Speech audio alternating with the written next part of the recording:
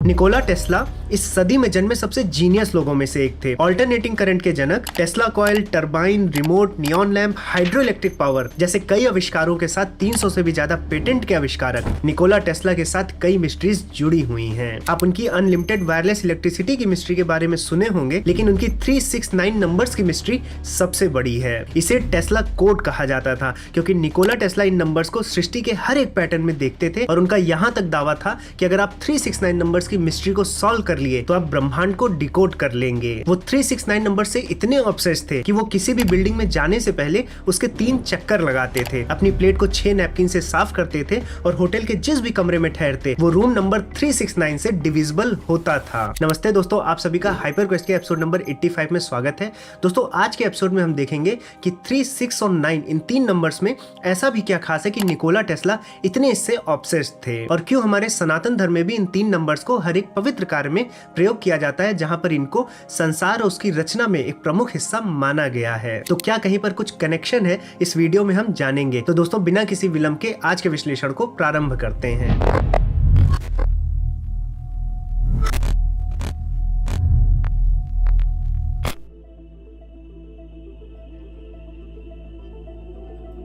दोस्तों, Nikola Tesla का मानना था कि ब्रह्मांड की हर एक जगह पर गणित उपलब्ध है, चाहे वो ब्रह्मांड की बड़ी से बड़ी गैलेक्सी हो या फिर छोटे से छोटा पत्थर हो। हर एक चीज के निर्माण में कुछ ना कुछ पैटर्न हमें देखने को मिलता है, और इसे ही Nikola Tesla the blueprint of God कहते थे। उन्होंने प्रकृति में ऐसे ऐसे पैटर्न ढूंढे जो छोटी सी छोटी चीजों को लेकर बड़ी से बड़ी चीजों को जोड़ते हैं। आप चाहे छोटी सी सीपियों के आकार ले लीजिए, पत्तियों की शाखाएं ले लीजिए, जानवरों की त्वचा पर दिखने वाले धब्बे या धारियां हो, या फिर बड़ी बड़ी आकाशगंगाएं या तारों का निर्माण हो, हर जगह ये पैटर्न्स आपको देखने को मिल जाते हैं। फिर चाहे वो पाई हो, गोल्डन रेशियो हो या फिर फिबोनाची सीरीज, ब्रह्मांड इन सब पैटर्न को बहुत क्लोजली फॉलो करता है और इनसे ही जटिल से जटिल चीजों का निर्माण करता है। और इन सब निर्माण प्रक्रिया में ब्रह्मांड जो कोड यूज करता है, उसको जब निकोला टेस्ला जी ने क्लोजली देखा तो उन्होंने पाया कि इस कोड में 3, 6 और 9 नंबर्स बहुत बड़ा रोल निभाते हैं। जैसे अगर हम अपनी इवोल्यूशन थ्योरी को देखें कि पहले एक सेल थी, वो विभाजित होकर 2 सेल बनी, फिर 2 4 बने, 4 8 बने, 8 16 बना, 16 32 बना। इस तरह से जो विभाजन हुआ, उससे फिर आज हम मल्टी सेल्यूलर ऑर्गेनिजम्स को देखते हैं। तो नेचर ने ये जो भी किया है, इसमें भी एक पैटर्न छुपा हुआ है। इसको अगर हम बारीकी से देखें, अगर हम इन संख्याओं को जो दुगना होती चली जा रही हैं, 1 2 4 8 16 32, अगर हम इनका डिजिटल रूट निकालें, डिजिटल रूट क्या होता है कि कोई भी संख्या है उसमें जो भी डिजिट्स हैं, अगर उनको आपस में जोड़ा जाए और फिर जो हमें संख्या मिले उनके भी इंडिविजुअल डिजिट्स को फिर से जोड़ दिया जाए, जब तक हमें सिंगल डिजिट ना मिले, उसी को जो सिंगल डिजिट हमें मिलता है उसको हम डिजिटल रूट कहते हैं। तो इस सीरीज का जो दुगनी होती चली जा रही है, इसका हम डिजिटल रूट निकालें तो उसमें भी हमें एक बहुत सुंदर सा पैटर्न देखने को मिलता है। अगर आप इनके डिजिटल रूट को देखें तो ये भी एक सीरीज बन रही है, जिसमें आपको दिखता है कि 1 2 4 8 7 5 और फिर ये रिपीट हो रहा है। और अगर आप इस सीरीज को देखें तो इसमें कहीं भी 3, 6 और 9 नहीं आया है, यानी इस पैटर्न को 3, 6 और 9 ने एस्केप कर दिया है। और इसीलिए निकोला टेस्ला 3, 6 और 9 को, इन तीनों नंबर को 3 डायमेंशन का नंबर नहीं मानते थे। वो इसके ऊपर की डायमेंशन को बनाने वाला अंक मानते थे, क्योंकि जो हमें 3 डायमेंशनल वर्ल्ड में चीजें दिख रही हैं उनमें ये 3, 6, 9 ये 3 नंबर एस्केप कर जाते हैं। अब ये तो एक एग्जांपल था। अगर आप दुगना करने की बजाय आधा करते जाएं, एक का आधा किया, उसका आधा किया, उसका आधा किया, उस सीरीज का भी अगर आप डिजिटल रूट लेंगे तो वहां पर भी आपको 3, 6, 9 नहीं दिखेगा। वहां पर जो डिजिटल रूट आते हैं वो 1 5 7 8 4 2 इस क्रम में रिपीट होते रहते हैं। अब इस पैटर्न को निकोला टेस्ला जी ने एक सर्किल पर बनाया। उन्होंने उस सर्किल के 9 भाग किए और इन 9 डिजिट्स को 1 2 3 4 5 6 7 8 9 इनको वहां पर रखा। फिर उन्होंने वहां पर 3, 6, 9 को छोड़कर बाकी नंबर्स को जोड़ दिया, तो इससे एक वॉर्टेक्स बना, और इसी वॉर्टेक्स को Nicola Tesla the blueprint of God कहते थे। तो सबसे पहले तो उन्होंने 3, 6 और 9 को नॉर्मल नंबर से अलग कर लिया, क्योंकि उनका मानना था कि जो नॉर्मल नंबर्स हैं वो हमारे वर्ल्ड के हैं, और 3, 6, 9 ये 3 नंबर्स जो हैं ये हायर डायमेंशंस के हैं। उसके बाद 3, 6, 9 में भी 9 को 3 और 6 से अलग कर लिया, उसको और हायर डायमेंशन का नंबर बताया। उन्होंने ऐसा कैसे किया, आइए समझते हैं।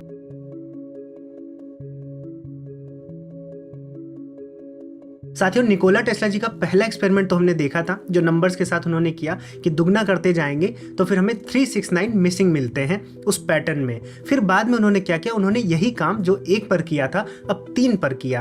अब 3 को वो दुगना करते चले गए और फिर जो पैटर्न मिला वो भी सरप्राइजिंग था। जब 3 को दुगना करते गए, 3 6 12 24 और फिर इस सीरीज का डिजिटल रूट निकाला, तब केवल और केवल 3 और 6 मिले, जो बार बार आपस में रिपीट हो रहे थे, और यहाँ पर 9 मिसिंग था। इसका मतलब ये है कि 9 3 और 6 के भी ऊपर की डायमेंशन का नंबर है। तो एक तरह से एक हायरार्की बनती जा रही है जिसमें 9 सबसे ऊपर चला गया। और न केवल दुगना करने में, जैसे हमने आधा भी किया था, तो 3 का आप आधा करते चले जाएंगे तो जो सीरीज बनेगी और उसका डिजिटल रूट लेंगे तो वहां पर भी 3 और 6 ही रिपीट हो रहे थे, वहां पर भी 9 मिसिंग था। इसके बाद उन्होंने एक्सपेरिमेंट को रिपीट किया, इस बार 3 की जगह 9 को लिया और उसको दुगना करते चले गए और 9 को आधा भी करते चले गए। तो दोनों जगह पर जो पैटर्न मिले, जो डिजिटल रूट्स का पैटर्न मिला, वहां पर केवल और केवल 9 देखने को मिलता था। तो एक तरह से 9 सभी अंकों से श्रेष्ठ है, 3 और 6 से भी। क्योंकि अगर आप सर्किल को देखें जो कि सबसे बेसिक शेप है, तो उसमें भी 360 डिग्रीज होते हैं जिनका डिजिटल रूट 9 होता है। और ऐसे ही केवल सर्किल ही नहीं,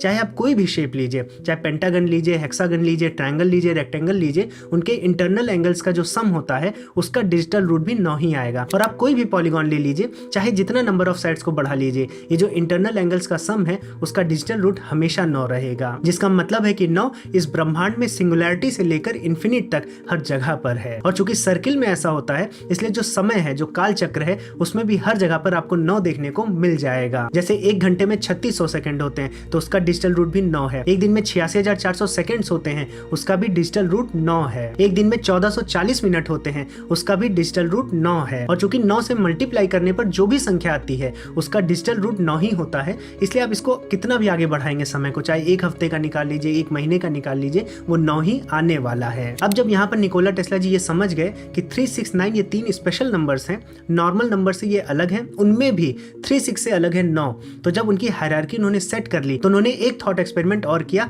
आइए उसको भी समझते हैं।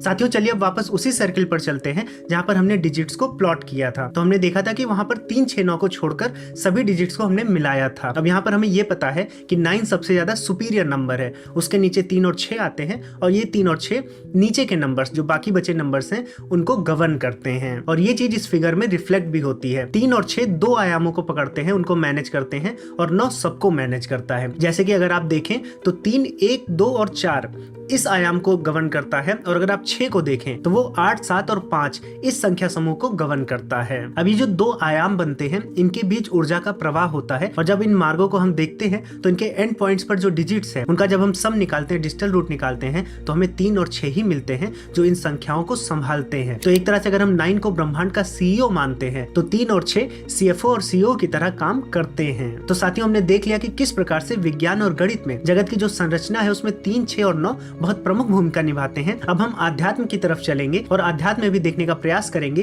कि ये नंबर्स वहां पर कितने प्रभावशाली हैं।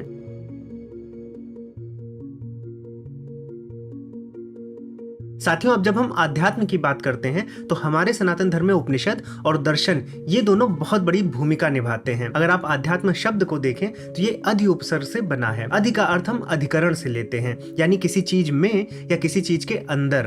तो जब आप आध्यात्म की बात करते हैं तो आत्मा में या आत्मा के अंदर, तो कोई ऐसी चीज जो आत्मा में निहित है उसी का ज्ञान या वो चीज के बारे में जानना ही आध्यात्म है। और साथियों मैं अपने शिक्षण ऐप पर दर्शनों को विधिवत पढ़ा रहा हूँ, वहां पर उपनिषद के भी कोर्स आने वाले हैं, क्योंकि यही दोनों आधारशिला रखते हैं एक तार्किक सनातन धर्म की। ये दोनों आपको पाखंडों से दूर ले जाकर ब्रह्मांड और ईश्वर पर तर्क आधारित ज्ञान प्रदान करते हैं। साथियों मैंने शिक्षणम ऐप पर फ्री क्लासेस भी ली हैं, तो आप पहले उन्हीं से प्रारंभ कर सकते हैं। अगर आपको विषय अच्छे लगे, आपको इंटरेस्ट आता है, तो आप डिटेल कोर्सेज में इनरोल कर सकते हैं। इसके साथ मैं आपको एक हाइपर 15 कूपन कोड दे रहा हूँ। जो भी ये वीडियो देख रहे हैं केवल उनको ही पता है। हाइपर 15 कूपन कोड से आप 15% का डिस्काउंट भी प्राप्त कर सकते हैं। आप लोग लगातार हाइपर क्वेस्ट को सपोर्ट करते हैं तो ये हमारी तरफ से आपको एक विशेष छूट दी जा रही है। लिंक नीचे कमेंट सेक्शन और डिस्क्रिप्शन बॉक्स में दी गई है। आप आज ही जुड़े, हमारा पूरा सपोर्ट आपको रहेगा। साथियों चलिए अब जानते हैं कि अंक 9 का आध्यात्म में क्या प्रभाव है। तो साथियों जैसा कि अभी तक हमने देखा कि 9 किस तरह से हर चीज को कंट्रोल करता है और ब्रह्मांड में हर जगह पर है,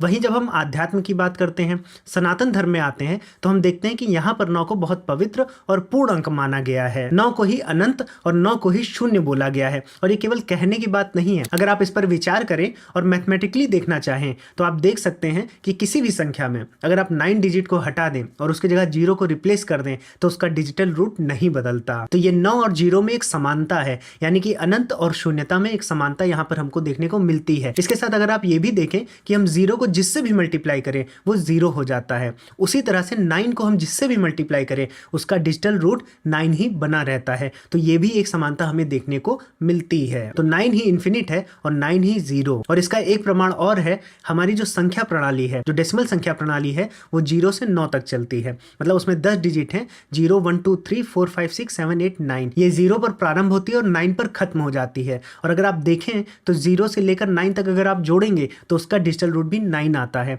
तो एक तरह से 0 और 9 में बहुत समानता है, ये एक दूसरे पर शुरू होते हैं और एक दूसरे में ही समाप्त हो जाते हैं। और सनातन धर्म में इन्फिनिट को और शून्यता को एक ही माना गया है कि जो ब्रह्मांड इतना अनंत प्रसार करता है वो ब्रह्मांड एक समय जाकर एक ही सिंगुलैरिटी में विलीन हो जाता है। तो 9 एक डुअलिटी है जो हमें अनंत का भी बोध कराती है और शून्यता में भी विलीन करती है। तो 9 आत्मज्ञान का प्रतीक है जो सृजन भी करता है और विनाश भी करता है। तो ये हमने अध्यात्म की दृष्टि से 9 को समझा है। इसके अलावा सनातन धर्म की जो रीति रिवाज है, जो पद्धतियां हैं, जो ग्रंथ हैं, उसमें भी 9 का बहुत प्रयोग हुआ है क्योंकि ये सबसे ज्यादा पवित्र अंक यहाँ पर माना गया है। तो आइए उसके विषय में भी देखते हैं।